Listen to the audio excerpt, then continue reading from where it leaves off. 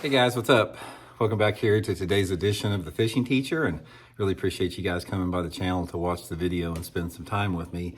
And got a good one for y'all today. We're going to be talking about spring jig time fishing. Going to give you guys a little tutorial, a seminar on how I like to fish jigs in the months of March and April, which I think are probably the two best months to fish a jig in, a full-size jig. So we're going to get into that in today's video. I think it's going to add up to some good fish for you guys over the next couple months.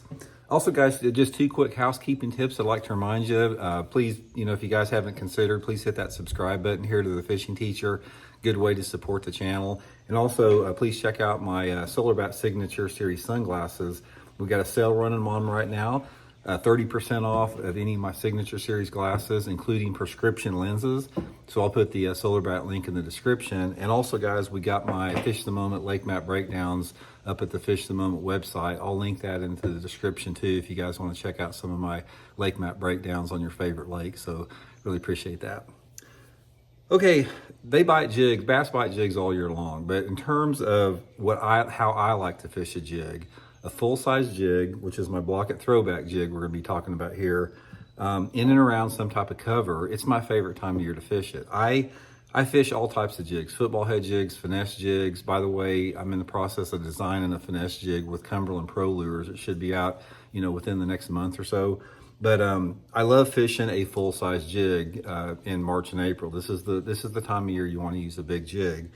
So what I'm going to do is I'm going to go over some of my favorite setups here, explain to you when you want to use them and what the situation is. Now, also, guys, I'll link my Blaukat throwback jig link in the description of this video. These are live rubber jigs, which are very hard to find. Most companies, probably 99% of companies out there, use silicone.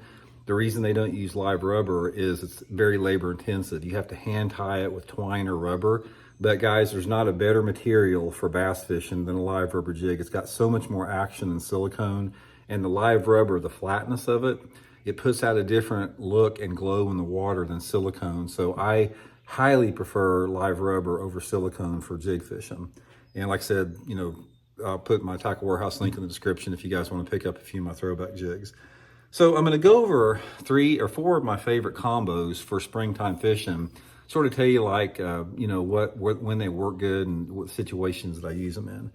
So the first one is probably one of the best ones. It's just a brown jig with a green pumpkin trailer on it. Just straight brown or brown and orange, either one. This is a really good all-around jig color if you're fishing a little bit cleaner water and you're fishing more open cover. So in other words, I don't really like a brown jig when I'm pitching it and flipping it in heavy cover. I like a brown jig when I'm flipping it on what I call clean cover, like rocky banks. I'll flip it up to steep banks, flip it up to bluff banks, maybe next to a boat dock or something like that. But a brown is a really good color if you have water visibility. Any water visibility over about 2.5 feet. It's going to be really, really good for brown. And a lot of times I'll put a little orange or chartreuse dye on the tail. But guys, you can't go wrong with a brown with a green trailer. My favorite trailer, guys, also is this big, the big salty chunk on there. That I just like the frog trailer on there better than the curly tail trailer. So that's one of my favorite. Okay, the next one is a black and chartreuse with the blue trailer. Black and chartreuse with a black trailer. You guys have seen me talk about this.